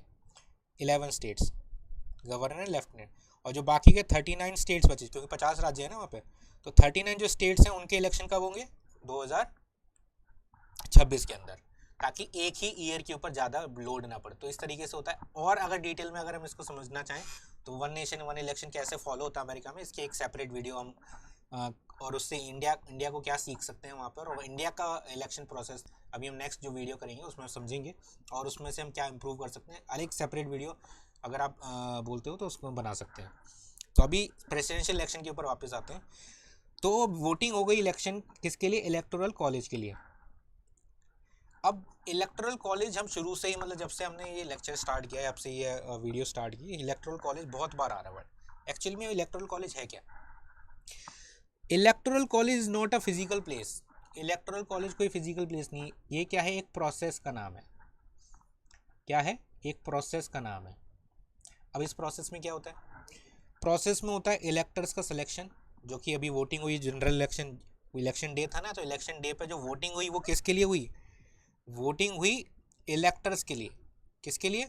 इलेक्टर्स के लिए। इलेक्टर्स किसके? इलेक्टोरल कॉलेज के। क्लियर है? नेक्स्ट, उसके बाद जो नेक्स्ट स्टेप होता है, जब ये सिलेक्शन हो जाते हैं या फिर ये इलेक्टर्स इलेक्ट हो जाते हैं, उसके बाद क्या होता है, उनकी एक मीटिंग होती है, meeting of electors who cast vote for president and vice president. अब ये समझ में आपको कि इनडायरेक्टली कैसे होता है, कि जो जनरली जो पब्लिक होती है वो वोटिंग करती है इलेक्टर्स को, इलेक्टर्स मीटिंग करते हैं, मीटिंग में फिर वो अपने वोट डालते हैं, वोट डालने के बाद वो वोट किसको कर देते हैं, प्रेसिडेंट या वाइस प्रेसिडेंट को वोट डालते हैं। उसके बाद जो नेक्स्ट स्टेप होता है, ये इलेक्टोरल प्रोसेस बता रहे हैं, इलेक्टोरल कॉलेज की प्रोसेस। उसके बाद जो नेक्स्ट स्टेप आता है काउंटिंग ऑफ इलेक्टर्स वोट, के जो वोट डाले इलेक्टर्स ने उनकी वोटिंग होती है। कहाँ पर होती है? कांग्रेस के अंदर। अच्छा, ये जो मीटिंग होती है वो स्टेट कैपिटल्स के अंदर होती है। ये जो मीटिंग होती है वो अपने अपने स्टेट कैपिटल्स के अंदर होती है, और जो वोट की काउंटिंग होती है वो कांग्रेस, मतलब जो अमेरिका की पार्लियामेंट है, अमेरिका की जो यूएस पार्लियामेंट है वहाँ होती है। ठीक है। States are allocated electors based on the number of seats they have the House Representative and Senate। जैसे मैंने बताया कि अभी कि लगभग हाउस ऑफ रिप्रेजेंटेटिव में 435 हाउस ऑफ रिप्रेजेंटेटिव मेंबर्स होते हैं और 100 मेंबर्स होते हैं सेनेट के अंदर। अब ये जो नंबर है वो कैसे निकल करके आता है, क्योंकि जो हाउस ऑफ रिप्रेजेंटेटिव है वो बेसिकली डिपेंड है किसके ऊपर? पॉपुलेशन के ऊपर, कि जिस स्टेट की पॉपुलेशन ज़्यादा उसकी सीट ज़्यादा। लेकिन यहाँ पर क्या है, 50 राज्य हैं, तो हर स्टेट को, क्योंकि इक्वलिटी लानी है ना, तो हर स्टेट को 2 सीट दी हुई हैं। तो 50 राज्य, 50 मल्टीप्लाई बाय 2 तो क्या हो गया, 100 सेनेट। तो वहाँ पे क्या सबसे बड़ा राज्य है? कैलिफोर्निया। कैलिफोर्निया क्या है? सबसे बड़ा राज्य है वहाँ पे। वहाँ का उत्तर प्रदेश बोल सकते हो आप, कैलिफोर्निया। तो यहाँ पे इसके पास हैं लगभग 53 सीट्स हैं हाउस ऑफ रिप्रेजेंटेटिव की, और 2 सीट है किसकी? सेनेट की। तो यहाँ पर इलेक्टोरल कॉलेज में इसकी कंबाइंड सीट कितनी हो जाती है? 55 हो जाती है। ठीक है, अभी इसके एक मैप भी है उसको डिस्कस करेंगे। नेक्स्ट है यहाँ पे है जैसे, तो in total there are 538 electors, जिसमें से 435 हाउस ऑफ रिप्रेजेंटेटिव्स हैं जो कि स्टेट्स के होते हैं, एंड 100 सेनेट्स होते हैं। 435 कैसे आया? हर स्टेट के अकॉर्डिंग, पॉपुलेशन के अकॉर्डिंग क्या है, डिवीज़न है, पॉपुलेशन के अकॉर्डिंग सीट्स एलोकेटेड हैं किसकी? हाउस ऑफ रिप्रेजेंटेटिव की। और हर स्टेट, ईच स्टेट को क्या है, 2 सीट्स मिली हुई हैं किसकी? सेनेट की। तो और कितने स्टेट्स हैं? तो 2 मल्टीप्लाई बाय 50, तो कितनी सीट्स हो गई? 100 सीट्स हो गई सेनेट के अंदर। तो यहाँ पर तो इक्वलिटी आ गई, यहाँ पर लोगों का रिप्रेजेंटेशन। और 3 सीट क्या है, जो डीसी है, मतलब district of Columbia, Washington DC जो कैपिटल है। इनिशियली इसके पास सीट्स नहीं थी, लेकिन वहाँ पे क्या था, पूरा जो वर्किंग है वो वहाँ हो रहा था, तो लोगों को ऐसा सेक्लूडेड वो फील करते थे, तो उन्होंने डिमांड की कि हम we have to participate the presidential election. तब ये डिसाइड हुआ कि इलेक्टोरल कॉलेज की जो मिनिमम सीट है ना, इलेक्टोरल कॉलेज की जो मिनिमम सीट है, मिनिमम सीट वो दी जाएंगी किसको, वाशिंगटन डीसी को, कैपिटल को। तो मिनिमम सीट क्या है, जैसे अगर हम यहाँ पर देखें स्टेट है यहाँ पे, जैसे यहाँ पे एक स्टेट है SD 3, तो यहाँ पे सेनेट की है 2, क्योंकि हर स्टेट के पास 2 है ना, और हाउस ऑफ रिप्रेजेंटेटिव की है 1, तो तीन तीन सीट से कम तो किसी के पास हो ही नहीं सकती, तो इसलिए वाशिंगटन डीसी को भी कितनी दी गई, 3 सीट दी गई, तो टोटल नंबर जो निकल करके आया हुआ है 538 का। क्लियर है? तो 538 को डिवाइडेड बाय 2 कर देते हैं तो आता है 269, 269 प्लस 1, तो ये क्या बन जाता है, एक मेजोरिटी मार्क बन जाता है यहाँ पे अंदर, अगर किसी को प्रेसिडेंट या वाइस प्रेसिडेंट बनना है। नेक्स्ट, अब वोटिंग कैसे होती है? वोटिंग होती है, देखो यहाँ पे वोट कर, यहाँ पे एक पर्सन है जो वोट डाल रहा है। वोटिंग कैसे होती है, एक बैलेट पेपर होता है, बैलेट पेपर में सबसे पहले प्रेसिडेंट और वाइस प्रेसिडेंट का नाम लिखा होता है। अब उनके बिहाफ पे, मतलब ये इनको लोग इनको वोट नहीं डाल रहे हैं, वोटिंग किसको करेंगे, वो इनको करेंगे, नीचे जो नंबर लिखे होते हैं। लेकिन वो पता रहता है कि अगर हम इनको चुनते हैं तो किसको रिप्रेजेंट कर रहे हैं, कमला हैरिस और टीम वॉल्स को रिप्रेजेंट कर रहे हैं। सिमिलरली डोनाल्ड ट्रंप और JD वेंस को वोट नहीं कर रहे हैं लोग, डायरेक्टली वोट लोग नहीं कर रहे हैं, वो किसको वोट करेंगे, नीचे सेनेटर्स को वोट डालेंगे, हाउस ऑफ रिप्रेजेंटेटिव को वोट डालेंगे।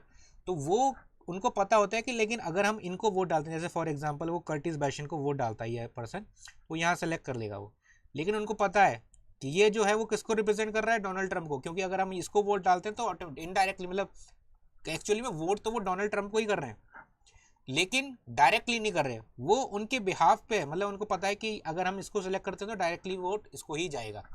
तो इस तरीके से लोग वोट डालते हैं, वोट डालने के बाद क्या है, वो इलेक्टोरल कॉलेज बनता है, और इलेक्टोरल कॉलेज इसीलिए आपने देखा होगा कि जैसे ही क्या होता है, इलेक्शंस के रिजल्ट आते हैं तो लोगों को पता चल जाता है कि डोनाल्ड ट्रंप क्या है, इलेक्शन जीत, क्योंकि इसको वोट डालने का मतलब क्या है, डोनाल्ड ट्रंप को वोट डालना, क्योंकि रिप्रेजेंट तो वो उसी को करेंगे ना। जैसे अगर, और हमारे यहाँ क्या होता है, डोनाल्ड ट्रंप ना लिख करके यहाँ BJP लिखा होता है या उसका सिंबल लिखा होता है, तो पार्टी सिंबल होता है। यहाँ पे डायरेक्टली नाम लिखा हुआ है या रिपब्लिकन नाम लिखा हुआ है, क्योंकि रिपब्लिकन की तरफ से एक ही मेंबर है ना जो क्या बन रहा है, क्या कर रहा है, प्रेसिडेंट के इलेक्शन में पार्टिसिपेट कर रहा है।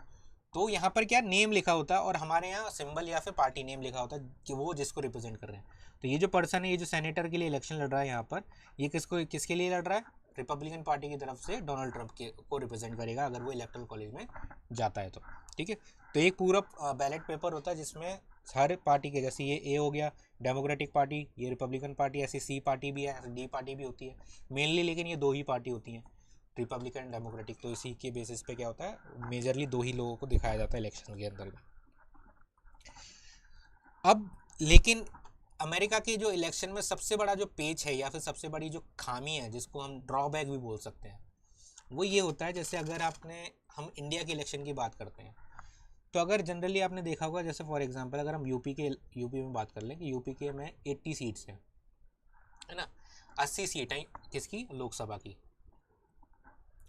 तो किसी को BJP को मान लेते हैं कितने परसेंट वोट मिले, 47% वोट मिले। समाजवादी पार्टी को कितने परसेंट वोट मिले, 47%। समाजवादी पार्टी को कितने परसेंट वोट मिले, 30% वोट मिले, है ना। कांग्रेस को कितने परसेंट वोट मिले, 15% वोट मिले। तो क्या होगा, अब क्योंकि वोट परसेंटेज में डिफरेंस है तो सीट भी डिफरेंट होगी। तो मान लेते हैं BJP को कितनी सीट मिल जाएंगी, 50 सीट मिल जाएंगी, इसको कितनी मिल जाएंगी, 20 मिल जाएंगी, है ना। कांग्रेस को कितनी मिल जाएंगी, 10 मिल जाएंगी, तो कितने होगा ये, 80 हो गए। अमेरिका में ये नहीं होता है। अमेरिका में क्या होता है, अमेरिका में क्या होता है, फॉर एग्जांपल कैलिफोर्निया की बात करते हैं, तो कैलिफोर्निया की बात करते हैं, तो कैलिफोर्निया के अंदर देखो, कैलिफोर्निया यहाँ पर ये रहा, तो कैलिफोर्निया के अंदर है 54 सीट्स। ठीक है, 54 सीट्स हैं। तो मेजरली 2 ही पार्टियाँ, डेमोक्रेटिक पार्टी और रिपब्लिकन पार्टी। तो वहाँ पे मान लेते हैं डेमोक्रेटिक पार्टी को वोट मिले कितने, 51%, क्योंकि ब्लू दिख रहा है ना, तो अभी ब्लू, क्योंकि डेमोक्रेटिक पार्टी को सबसे ज़्यादा वोट। और बाकी जो इस रिपब्लिकन पार्टी को मिले 48%, और जो कोई अदर्स होंगी, अदर पार्टीज होंगी, उसको 1% वोट मिला। तो जैसे इंडिया के केस में था, वहाँ यहाँ पे क्या होना चाहिए था, यहाँ पे ये होना चाहिए था 54 में से लगभग 51% वोट मिला, तो लगभग 30 सीट मिलनी चाहिए थी, और लगभग 20 सीट रिपब्लिकन को मिलनी चाहिए थी, 4 सीट इसको मिलनी चाहिए थी। लेकिन यहाँ नहीं, ऐसा नहीं होता है। यहाँ पर क्या होता है, जिस भी पार्टी को सबसे ज़्यादा वोट मिलते हैं, जिस भी पार्टी को सबसे ज़्यादा वोट मिलते हैं, वो सारी की सारी जो सीट है वो क्या है, वही ले जाता है। तो जैसे यहाँ पर डेमोक्रेटिक पार्टी को 51% वोट मिली, तो ये 54 की 54 जो सीट है ना, ये किसको चली जाएंगी, डेमोक्रेटिक पार्टी को चली जाएंगी। किसको चली जाएंगी, डेमोक्रेटिक पार्टी को चली जाएंगी। तो इसलिए देखो, ये पूरा जो स्टेट है ना, वो किससे मार्क हो रखा है, ब्लू से। सिमिलरली जितना भी रेड पोर्शन है, मतलब वहाँ पे जितनी भी सीट्स हैं ना, यहाँ पर सबसे ज़्यादा वोट किसको मिला होगा, रिपब्लिकन पार्टी को मिला होगा। जैसे डोनाल्ड ट्रंप की पार्टी को मिला होगा, तो 49 मिल सकता है, 48 मिल सकता है, जितना भी होगा, लेकिन सबसे ज़्यादा वोट रिपब्लिकन पार्टी को मिला होगा। तो जितनी भी सीट है, जैसे फॉर एग्जाम्पल टेक्सास है, तो टेक्सास में क्या होगा कि डोनाल्ड ट्रंप को 51% वोट मिल गए, तो टेक्सास में 40 सीट है, तो पूरी की पूरी 40 सीट किसको मिल गई, रिपब्लिकन को मिल गई। यहाँ पे 54 सीट है, 54 सीट में डेमोक्रेटिक पार्टी को मान लेते हैं 51% वोट मिले, तो 54 की 54 सीट किसको मिल जाएंगी, डेमोक्रेटिक पार्टी को मिल जाएंगी। तो इसको बोलते हैं विनर टेक ऑल प्रोसीजर, जो कि एक ड्रॉबैक है। अच्छा, 48 स्टेट्स ने तो ये प्रोसीजर एक्सेप्ट किया हुआ है कि अगर किसी को भी सबसे ज़्यादा वोट मिलते हैं तो वो सारी सीट ले जाएगा। सिर्फ 2 ही ऐसे राज्य हैं, माइने एंड नेब्रास्का, जिन्होंने एक्सेप्शनल हैं, वो प्रोपोर्शनल जैसे इंडिया जैसा सिस्टम अप्लाई करते हैं वो। जैसे यहाँ भी लिखा भी होगा, नेब्रास्का में जैसे नेब्रास्का यही है, हाँ 4 सीट है, और मायने में 2 सीट है ना। तो मायने में देखो यहाँ पे मेंशन भी हो रखा है, नेब्रास्का में यहाँ पे मेंशन हो रखा है, देखो नेब्रास्का में 5 सीट है, सॉरी, तो 5 में से 4 किसको मिली है, रिपब्लिकन को, और 1 सीट किसको मिली है, डेमोक्रेटिक को। ऐसे ही मायने में क्या है, 3 सीट है, तो 3 में से 2 सीट किसको मिली है, सॉरी 1 सीट मिली है किसको, हाँ, तो मायने में क्या है, 3 सीट है, तो 2 सीट मिली है किसको, डेमोक्रेटिक को, और 1 सीट मिली है किसको, रिपब्लिक को। तो 2 ही ऐसे राज्य हैं जहाँ पे प्रोपोर्शनल सिस्टम चलता है, वरना 48 के 48 राज्य ऐसे हैं जहाँ पर पूरा जो वोट है या जितनी भी सीट हैं, जिसको भी सबसे ज़्यादा वोट मिलते हैं, वो सारा सीट्स ले जाता है। इसी वजह से इलेक्टोरल कॉलेज में, और ऐसा कई बार होता भी है कि किसी को पॉपुलर वोट, मतलब जो लोगों के वोट है ना, उनको बोलते हैं पॉपुलर वोट। पॉपुलर वोट कम मिलते हैं, लेकिन क्योंकि ये विनर टेक ऑल की वजह से उनको सीट्स ज़्यादा मिल जाती हैं, बड़े बड़े राज्य वो जीत जाते हैं, जिसकी वजह से वो क्या है, प्रेसिडेंट बन जाते हैं। जैसा कि अभी रिसेंटली क्या हुआ था, 2016 में हुआ था कि जो हिलरी क्लिंटन थी, उनको 48% वोट मिले थे, और जो डोनाल्ड ट्रंप थे, उनको 46% वोट मिले थे। लेकिन electoral college winner takes all की वजह से क्या, इलेक्टोरल कॉलेज के अंदर उनके पास जो सीट थी, इलेक्टोरल कॉलेज के अंदर उनके पास सीट हो गई कितनी, 324, और उनके पास रह गई सिर्फ 200, लगभग 226 के आसपास थी, है ना।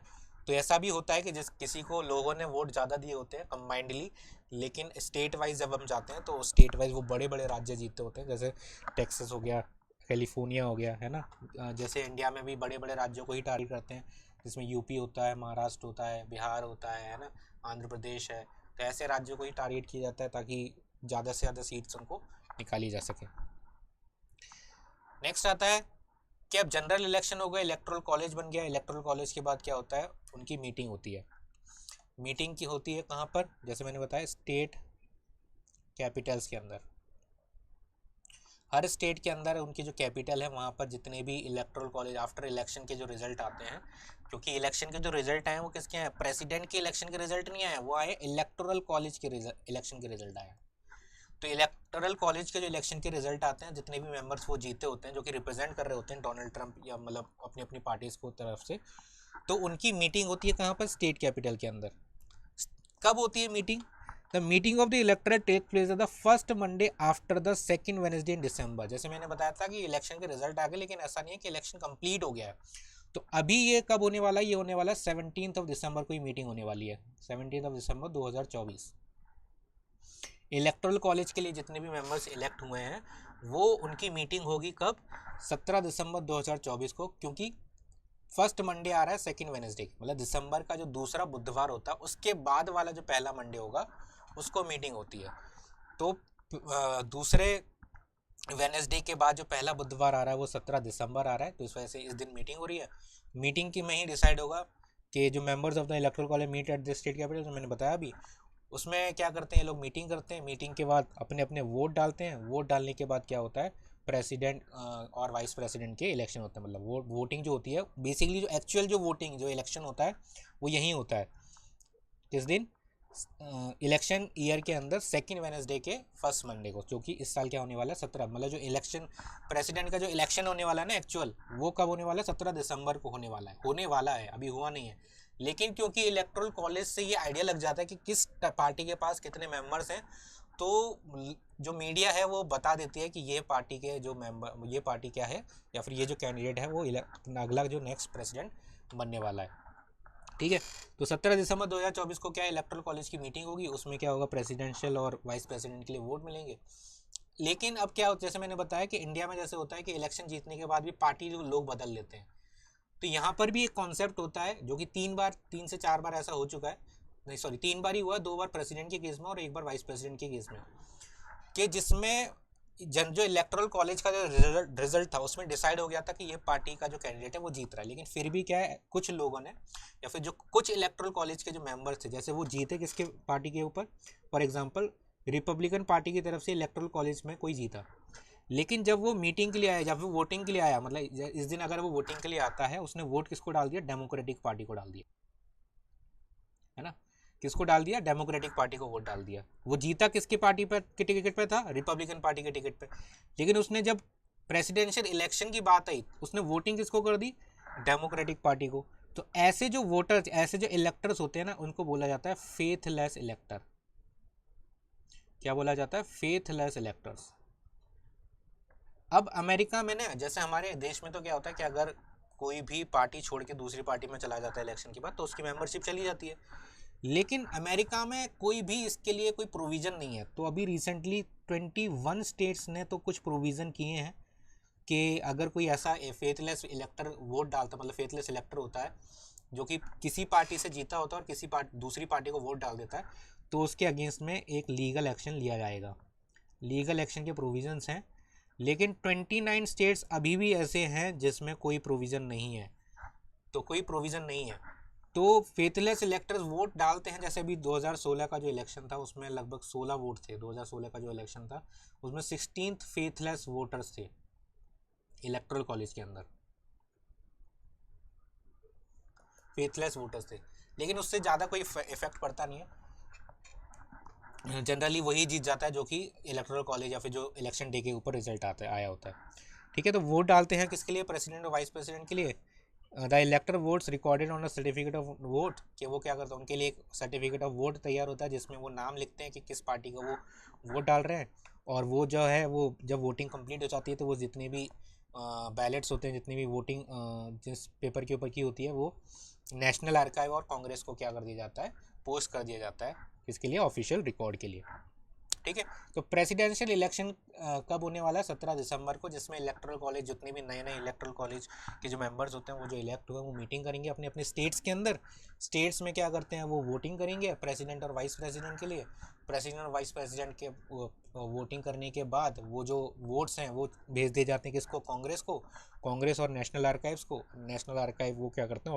ऑफिशियल रिकॉर्ड्स में उसको कन्वर्ट करते हैं। ठीक है, इस तरीके का, जैसे मैंने बताया ना कि एक बैलेट पेपर है, जैसे कॉमनवेल्थ ऑफ ये पेंसिल्वेनिया स्टेट के में है कि क्योंकि अभी दो उसमें तो हुआ नहीं है ना 2024 में, तो अभी इलेक्शन होना है, तो ये 2020 का है। देखो यहाँ लिखी है 14 दिसंबर मंडे 2020। तो उन्होंने वोट डाला है किसको? जो बाइडेन को डाला था, जो कि प्रेसिडेंट बने थे 2020 के अंदर। ठीक है, तो पेंसिल्वेनिया के अंदर क्या था? इलेक्टोरल कॉलेज की मीटिंग हुई और इलेक्टोरल कॉलेज की मीटिंग के बाद उन्होंने वोट डाले किसको? जो बाइडेन जूनियर को। उसके बाद जो नेक्स्ट स्टेप आता है वो आता है काउंटिंग का। जैसे मैं बताया ना कि जो वोट्स होते हैं वो किसको भेज दिए जाते हैं? कांग्रेस को भेज दिए जाते हैं। Congress and national archives.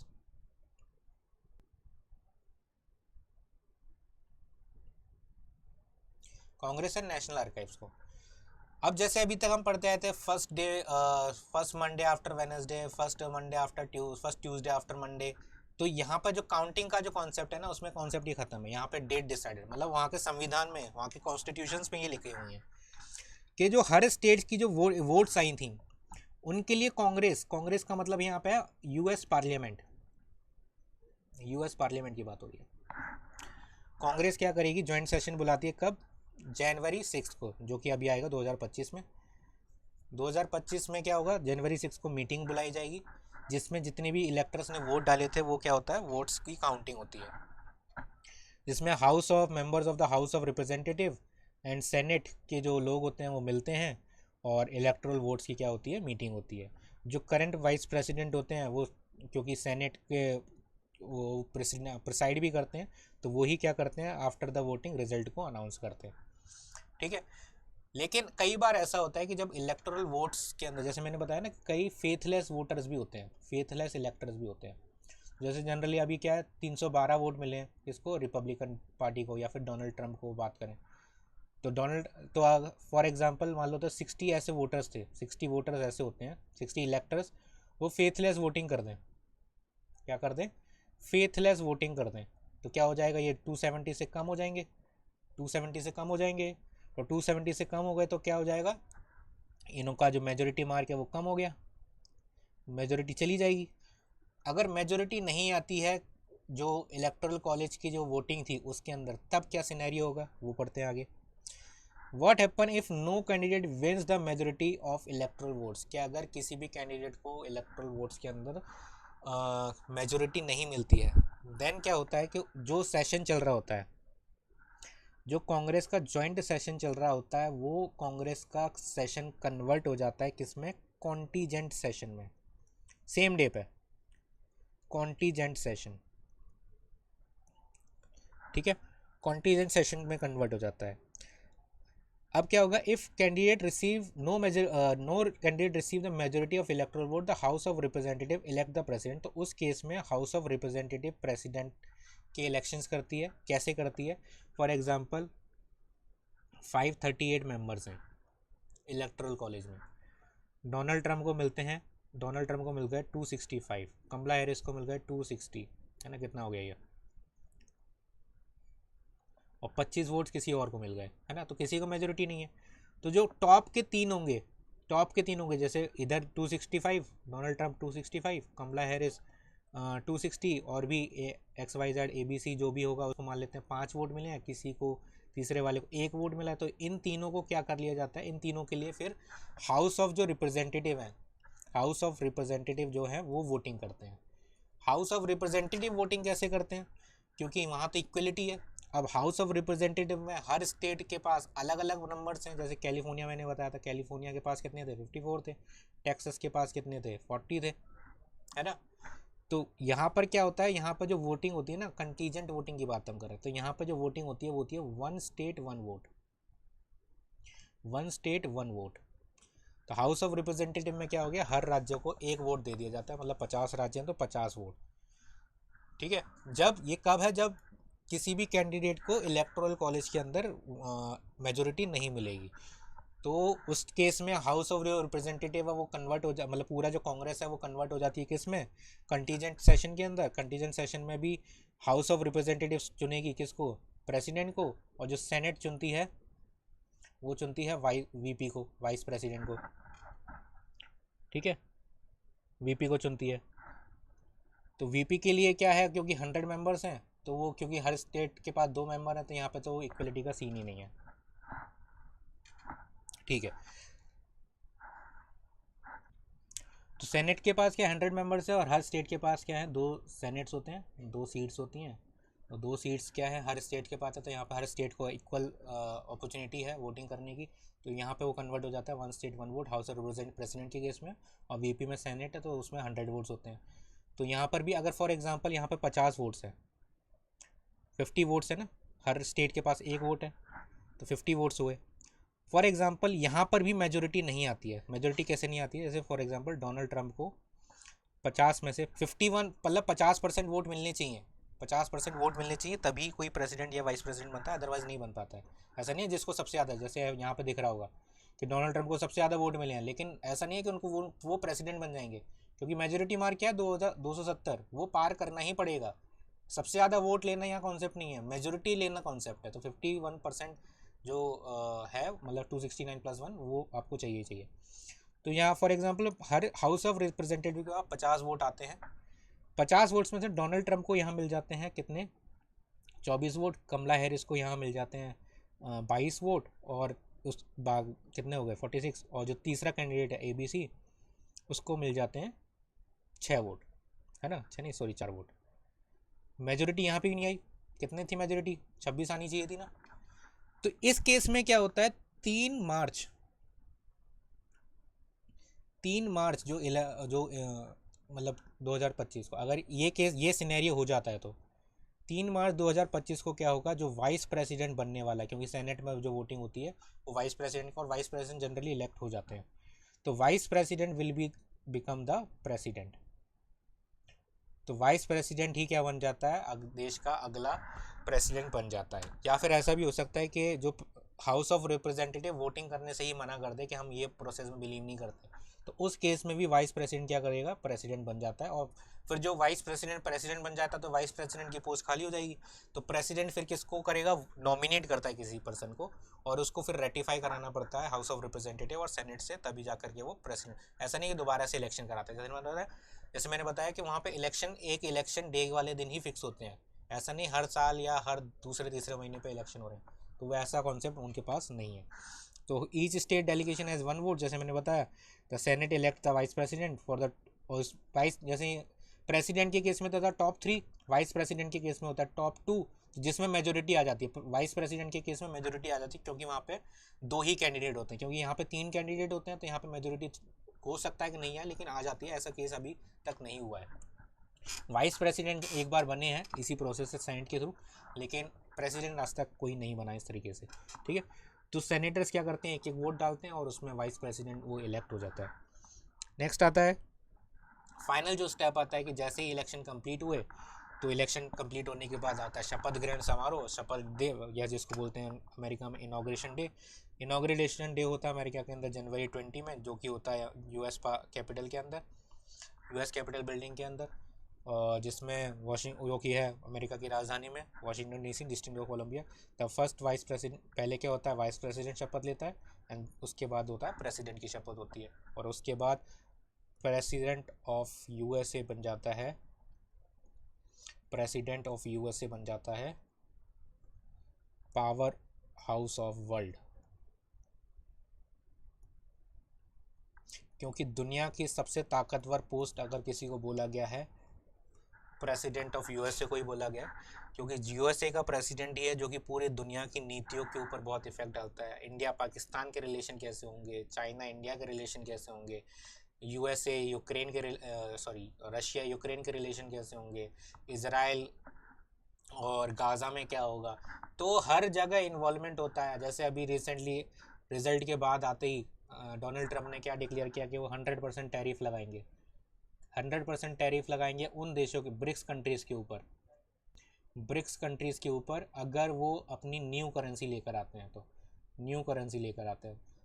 तो दुनिया का सबसे ताकतवर किसी शख्सियत किसी को बोला जाता है तो अमेरिका के राष्ट्रपति को बोला जाता है, क्योंकि वही पूरी दुनिया की नीति को एक तरीके से दिशा देने का काम करता है। मतलब वो पूरी दुनिया को चलाता है ऐसा नहीं है, लेकिन बहुत इंपॉर्टेंट रोल प्ले करता है किसके अंदर, वर्ल्ड पॉलिसीज़ के अंदर। तो होपफुली आपको पूरा जो इलेक्शन प्रोसेस था अमेरिका का वो समझ में आया होगा। अगला जो वीडियो हम करेंगे वो करेंगे इंडिया के ऊपर, इंडिया का इलेक्शन प्रोसेस, जो कि बहुत इंटरेस्टिंग है, और कैसे वो अलग है अमेरिका से वो भी समझ में आएगा आपको। तो नेक्स्ट जो वीडियो होगी वो होगी इंडियन इलेक्शन प्रोसेस के ऊपर। होपफुली सारी चीज़ें क्लियर हुई होंगी, बहुत अच्छी तरीके से आपको समझाया है। तो मिलते हैं नेक्स्ट वीडियो के अंदर। Goodbye and thank you everyone.